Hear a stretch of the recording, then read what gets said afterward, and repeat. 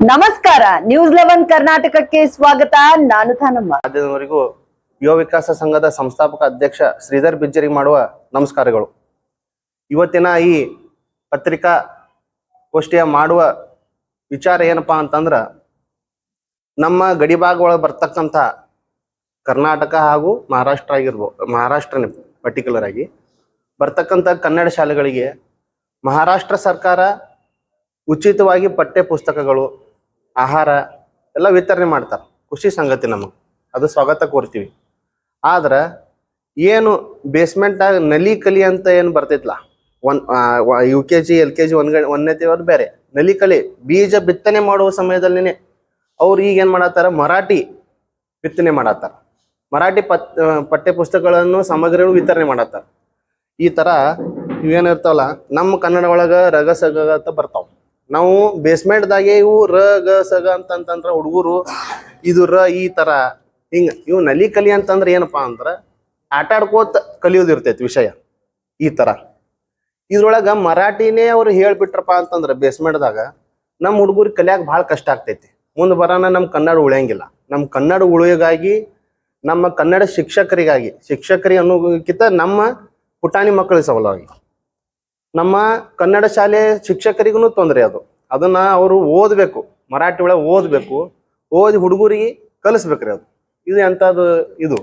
ಅದಕ್ಕೆ ನಾವು ನಿಮ್ಮ ಮುಖಾಂತರ ಕರ್ನಾಟಕ ಸರ್ಕಾರ ಆಗ್ರಹ ಮಾಡೋದು ಏನಪ್ಪಾ ಅಂತಂದ್ರ, ನಮ್ಮ ಈ ಎಲ್ಲ ಗಣ್ಯಾಗ ಒಳಗೆ ಬರ್ತಕ್ಕಂಥ ಶಾಲೆಗಳಿಗೆ ಉಚಿತವಾಗಿ ಕೊಡ್ತಕ್ಕಂಥ ಎಲ್ಲ ಇದ್ರೊಳಗೆ ಇದು ನಲಿ ಕಲಿ ಒಳಗೆ ನಮ್ಮ ಕನ್ನಡ ಎಲ್ಲ ಪಠ್ಯ ಪುಸ್ತಕಗಳನ್ನ ವಿತರಣೆ ಮಾಡ್ಬೇಕಂತ ಹೇಳಿ ನಮ್ಮ ಆಗ್ರಹ.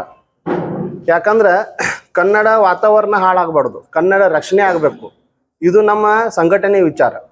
ಅದಕ್ಕೆ ಇವತ್ತಿನ ದಿವಸ ನಮ್ಮ ಸಂಘಟನೆಯ ಕಾರ್ಯಕರ್ತರು, ಹಿತೈಷಿಗಳ ಜೊತೆಗೆ ನಿಮ್ಮ ಮುಖಾಂತರ ನಾವು ಹೇಳಕ್ಕೆ ಇಷ್ಟಪಡ್ತೀವಿ. ಮತ್ತು ನಮ್ಮ ಸಂಘಟನೆ ವತಿಯಿಂದ ಹಾಗೂ ನಮ್ಮ ಕಾರ್ಯಕರ್ತರ ವತಿಯಿಂದ ಸೋಮವಾರ ಅಂಬೇಡ್ಕರ್ ಸರ್ಕಲ್ನಿಂದ DC ಅವ್ರ ಮುಖಾಂತರ ಕರ್ನಾಟಕ ಸರ್ಕಾರ ಮುಖ್ಯಮಂತ್ರಿಗಳಿಗೆ ನಾವು ಮನವಿ ನೀಡ್ಲಾಕ್ ಹೊಂಟೀವಿ. ನಮ್ಮ ಮನವಿ ಒಂದು ಸ್ವೀಕರಿಸಿ ಅವ್ರು ಏನಾರೇ ನಮ್ಮ ಕನ್ನಡ ಬಗ್ಗೆ ಏನಾರೇ ಇದನ್ನ ನೋಡಿ ಕನ್ನಡ ಶಾಲೆಗಳಿಗೆ, ಗಣ್ಯಾಡಿಗಳಿಗೆ ಇಂಪ್ಲಿಮೆಂಟ್ ಮಾಡಿದ್ರು ಒಳ್ಳೇದು, ಸ್ವಾಗತ ಕೊಡ್ತೀವಿ. ಇಲ್ಲಪ್ಪ ಅಂತಂದ್ರ ಬರ್ತಕ್ಕಂಥ ದಿವಸದಾಗ ನೋಡ್ತೀವಿ ನಾವು. ಅದು ಅವಧಿ 4 ದಿವಸ ಆಗಿರ್ಬೋದು, 1 ವಾರ ಕಾಯ್ತೀವಿ. ಆಗ್ಲಿಲ್ಲಪ್ಪ ಅಂತಂದ್ರೆ ನಮ್ಮ ಸಂಘಟನೆ ವತಿಯಿಂದ ಉಗ್ರ ಹೋರಾಟ ಮಾಡ್ತೀವಿ ಅಂತೇಳಿ ಈ ಮೂಲಕ ಹೇಳಕ್ ಇಷ್ಟಪಡ್ತೀನಿ. ಇವತ್ತಿನ ದಿವಸ ಕನ್ನಡ ರಕ್ಷಣೆ ಮಾಡೋದು ನಮ್ದೆಲ್ಲರೂ ಹೊಣೆ.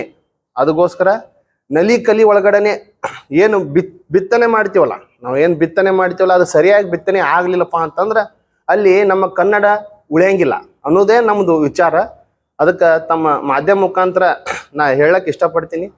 ಅದಕ್ಕೆ ಇವತ್ತಿಗೆ ನಮ್ಮ ಕರೆಗೆ ಹೋಗೊಟ್ಟು ತಾವೆಲ್ಲರೂ ಬಂದಿದ್ದಕ್ಕೆ ನಮ್ಮ ಸಂಘಟನೆ ವತಿಯಿಂದ ತಮಗೆ ಧನ್ಯವಾದಗಳನ್ನು ತಿಳಿಸ್ತೀನಿ.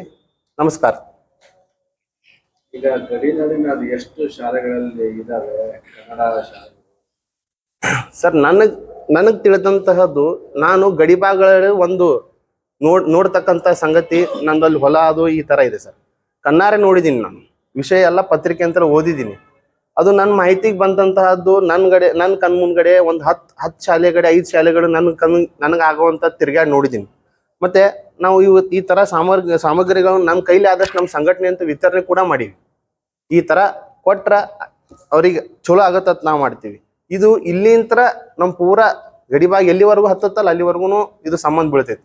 ಚಿಕ್ಕೋಡಿವರೆಗೂ ಆದ್ರೂ ಅದು ಅಭ್ಯಂತರ ಇಲ್ಲ ಸರ್. ನಮ್ಮ ಕಣ್ಣಿಗೆ ಬೀಳುದು ಇಲ್ಲಿ ಕರಜಗಿ, ಉಮದಿ, ತಿಕ್ಕುಂಡಿ ಈ ತರ ಭಾಗ ಒಳಗ ನಾನು ನೋಡಿದ್ದೀನಿ ಸರ್. ನನ್ನ ಕಣ್ಣಿಗೆ ಬೆಳಕಿಗೆ ಬಂದಿದೆ. ಸೊ ಅದಕ್ಕೆ ಪತ್ರಿಕಾ ಮಾಧ್ಯಮದಿಂದ ಇದನ್ನ ನಾ ಬಹಿರಂಗ ಪಡಿಸ್ಬೇಕಂತ ಹೇಳಿ ಇದೊಂದು ಮನವಿ ಮಾಡ್ಕೊಳಕ ನಿಮ್ಮ ಮುಖಾಂತರ ಬಂದೀನಿ ಸರ್. ಬರ್ತಕ್ಕಂಥ ದಿವಸದಾಗ ಕನ್ನಡಗ ಒಳ್ಳೇದಾಗಬೇಕು, ಪುಟಾಣಿಗಳಿಗೆ ಒಳ್ಳೇದಾಗಬೇಕು ಅನ್ನೋದು ನಮ್ಮ ಸಂಘಟನೆಯ ವಿಚಾರ. ಈಗ ಅಲ್ಲಿ ಬರೀ ಇದೇನು ನಲಿ ಕಲಿ ವಿತರಣೆ ಮಾತ್ರ ಅಲ್ಲ, ಕನ್ನಡ ಶಿಕ್ಷಕರ ನೇಮಕನೇ ಮಾಡ್ತಾ ಇಲ್ಲ ಮಹಾರಾಷ್ಟ್ರ ಸರ್ಕಾರ. ಅದಕ್ಕೆ ಕರ್ನಾಟಕ ಸರ್ಕಾರನು ಆದ್ಯತೆ ಮೇಲೆ ಅದಕ್ಕೆ ಒತ್ತು ಕೊಟ್ಟಿದೆ. ಈಗ ಪ್ರಾಥಮಿಕ ಹಂತದಲ್ಲಿ ಏನು ಈ ಕನ್ನಡ ಕಲಿಸ್ತಾ ಇಲ್ಲ ಅನ್ನೋಲ್ಲ, ಜೊತೆಗೆ ಶಿಕ್ಷಕರನ್ನೇ ನೇಮಕ ಮಾಡಿಲ್ಲ. ಅದು ದೊಡ್ಡ ಸಮಸ್ಯೆ ಇದೆ. ಅದು ನಿಮ್ ಗಮನಕ್ಕೆ ಬಂದಿದೆಯಾ? ನೀವು ಅದ್ರ ಬಗ್ಗೆ ಏನಾದ್ರು ಧ್ವನಿ ಎತ್ತಿದ್ದೀರಾ? ಅದ್ರ ಬಗ್ಗೆ ಸರ್, ಈಗ ಆಲ್ರೆಡಿ ಹೆಂಗೈತ್ರಿ, ನಮ್ಮ ಕನ್ನಡ ಶಿಕ್ಷಕರು ಇದ್ದಾರೆ ಸರ್. ಅದೇನ್ ಅವರು ಇದು ರೂಟೀನ್ದಾಗ ಮಾಡ್ತಾರ ಮಾಡ್ಲಿ, ಅದ್ರ ಬಗ್ಗೆ ಇದಿಲ್ಲ. ಬಟ್ ಇದ್ದಂತ ಸ್ಥಿತಿ ಒಳಗಡೆನೆ ನಮ್ ನಲಿಕಲ್ಲಿನೇ ಹೊಂಟೈತಲ್ಲ ಸರ್. ನಮ್ದೇನ ಇದು ಇದೆಯಲ್ಲ ಸಂಸ್ಕೃತಿ, ನಮ್ದೇನ ಇದು ವ್ಯಾಕರಣದ ಇದಾವಲ್ಲ, ಇವೇ ಹೊಂಟಿದಾವ ಸರ್. ಸೊ ಅದಕ್ಕ ಕೇಳ್ತಿರೋದು ಅದಲ್ಲ. ಈ ಮರಾಠಿ ಶಾಲೆಗಳು ಏನಿದಾವೆ ಗಡಿ ಭಾಗದಲ್ಲಿ, ಕನ್ನಡ ಮರಾಠಿ ಶಾಲೆಗಳು, ಅಲ್ಲಿ ಶಿಕ್ಷಕರನ್ನೇ ನೇಮಕ ಮಾಡಿಲ್ಲ ಮಹಾರಾಷ್ಟ್ರ ಸರ್ಕಾರ. ಬರೀ ಮರಾಠಿ ಭಾಷೆಯ ಶಿಕ್ಷಕರನ್ನೇ ಅವ್ರ ಮೂಲಕನೇ ಕನ್ನಡ ಬೋಧನೆ ಮಾಡ್ಬೇಕು ಅಂತ ಹೇಳಿ ಆದೇಶ ಮಾಡ್ಕೊಂಡಿದೆ. ಹೊಸದಾಗಿ ಕನ್ನಡ ಶಿಕ್ಷಕರು ನೇಮಕ ಮಾಡಿಲ್ಲ. ಇದು ದೊಡ್ಡ ಸಮಸ್ಯೆ ಆಗಿದೆ. ಅದು ನಿಮ್ ಗಮನಕ್ಕೆ ಬಂದಿದ್ಯಾ? ನೀವು ಅದಕ್ಕೆ ಹೋರಾಟ ಮಾಡ್ತೀರಾ ಅಂತ ಕೇಳಿದೆ ಈ ವಿಷಯದಲ್ಲಿ. ಈ ವಿಷಯ ಅದೇನ್ ನನ್ ಗಮನಕ್ಕೆ ಬಂದಿಲ್ಲ ಸರ್. ಆದ್ರ ಏನಪ್ಪಾ ಅಂತಂದ್ರೆ ನಮ್ ಕನ್ನಡ ಶಿಕ್ಷಕರ ನೇಮಕ ಮಾಡ್ರೆ ಒಳ್ಳೇದು. ಯಾಕಂದ್ರೆ ನಮ್ಮ ಹುಡುಗರಿಗೆ ಅನುಕೂಲ ಆಗ್ತಿತ್ತು. ಇದೊಂದು ವಿಚಾರ.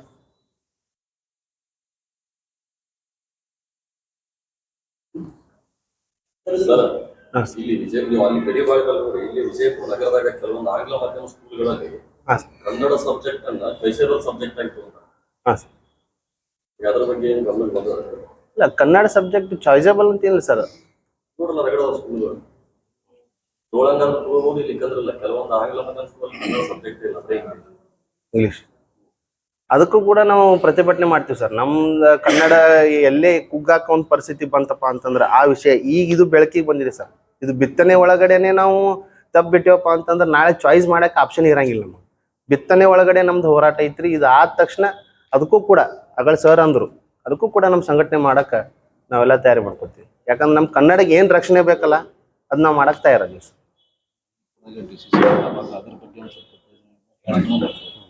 ಸರ್, ಇಂಗ್ಲಿಷ್ ಮೀಡಿಯಂ ಸ್ಕೂಲ್ನಲ್ಲಿ ಅಲ್ಲಿ ಕನ್ನಡ ಅನ್ನೋ ಸಬ್ಜೆಕ್ಟೇ ಇಲ್ಲ ಸರ್. ಎಲ್ಲಿ ಸರ್? ಇಂಗ್ಲಿಷ್ ಮೀಡಿಯಂ ಏನಿದೆ ಪ್ರೈವೇಟ್ ಸ್ಕೂಲ್ ಇದಾವಲ್ಲ, ಅದ್ರಲ್ಲಿ ಯಾವ್ದು ಕನ್ನಡ ಸಬ್ಜೆಕ್ಟ್ ತಗೊಳ್ಳಲ್ಲ. ಅದರ ಬಗ್ಗೆ ಸ್ವಲ್ಪ ನಿಮ್ ಗಮನಕ್ಕೆ ಇಲ್ಲ ಸರ್. ಅದನ್ನ ಸ್ವಲ್ಪ ನೀವು ಮಾಡ್ತೀನಿ ಸರ್. ಈಗ ನಿಮ್ಮ ಮುಖಾಂತರ ಏನು ಹೇಳಕ್ ಬಯಸಿಲ್ಲ ಸರ್. ಇಷ್ಟು ವಿಷಯ ನನ್ನ ಹತ್ರ ಅದಾವ. ತಾವೆಲ್ಲರೂ ನಮಗೆ ಸಪೋರ್ಟ್ ಮಾಡ್ಬೇಕು ಸರ್. ತಾವೆಲ್ಲ ಮಾಡಿದ್ರಿ ಅಂದ್ರೆ ಆ ವಿಷಯಗಳು ಎಲ್ಲ ಸೇರಿಸಿ ಡಿ ಸಿ ಅವ್ರ ಮನವಿ ಕೊಡೋ ಮುಂದಾಗ ಅದನ್ನು ಒಂದು ಕೂಡ ಮಾಡೋ ಕೆಲಸ ನಮ್ಮ ಸಂಘಟನೆ ವತಿಯಿಂದ.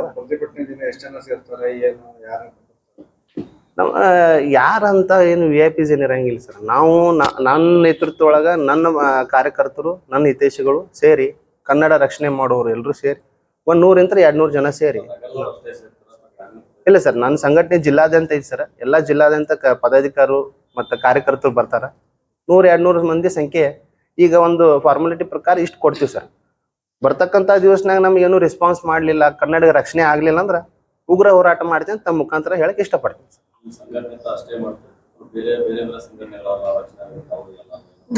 ಕನ್ನಡ ಅಂತಂದ್ರೆ ಸರ್ ಎಲ್ಲರೂ ಒಂದೇ ಸರ್. ನಮ್ಮ ಜೊತೆ ಎಲ್ಲ ಸಂಘಟನೆದವರು ನಾ ಇನ್ನ ಕರೆ ಏನು ಕೊಟ್ಟಿಲ್ಲ ಸರ್. ಅವ್ರು ಬರ್ತಿದ್ರೆ ನಾನು ಸ್ವಾಗತ ಐತಿ ಸರ್. ನನ್ನ ಜೊತೆ ಆದ್ರೆ ಅವ್ರಿಗೇನು ನಾನು ಇದು ಮಾಡಲಿಲ್ಲ ಸರ್. ಬಟ್ ಯಾರು ಬರ್ತಾರೋ ಸ್ವಾಗತ ಐತ್ರಿ. ಅವ್ರು ಏನು ಈ ವಿಷಯ ಮಾಡಿದ್ರಂದ್ರೆ ಅವ್ರಿಗೆ ನನ್ನ ಬೆಂಬಲ ಐತಿ ಸರ್. ಸುಮಾರು ಒಂದು 10 ಗಂಟೆಗೆ ಸರ್. 10 ಗಂಟೆ ನಂತರ 11-12 ಗಂಟೆಗೆ ಕಾಲ್ನಡಿಗೆ ನಂತರ ಹೋಗಿ ಡಾಕ್ಟರ್ ಬಾಬಾ ಸಾಹೇಬ್ ಅಂಬೇಡ್ಕರ್ ಅವ್ರ ಸರ್ಕಲ್ ನಿಂತ DC ಆಫೀಸ್ವರೆಗೂ ಕಾಲ್ನಡಿಗೆ ನಂತರ ಹೋಗ್ಬೇಕನ್ನೋದು ನಮ್ಮ ನಿರ್ಣಯ ಆಗೈತೆ ಸರ್. ನಿರಂತರ ಸುದ್ದಿಗಾಗಿ ನೋಡ್ತಾ ಇರಿ News11 ಕರ್ನಾಟಕ. ಲೈಕ್ ಮಾಡಿ, ಶೇರ್ ಮಾಡಿ, ಸಬ್ಸ್ಕ್ರೈಬ್ ಮಾಡಿ ಹಾಗೂ ಬೆಲ್ ಐಕಾನ್ ನ ಒತ್ತಿರಿ.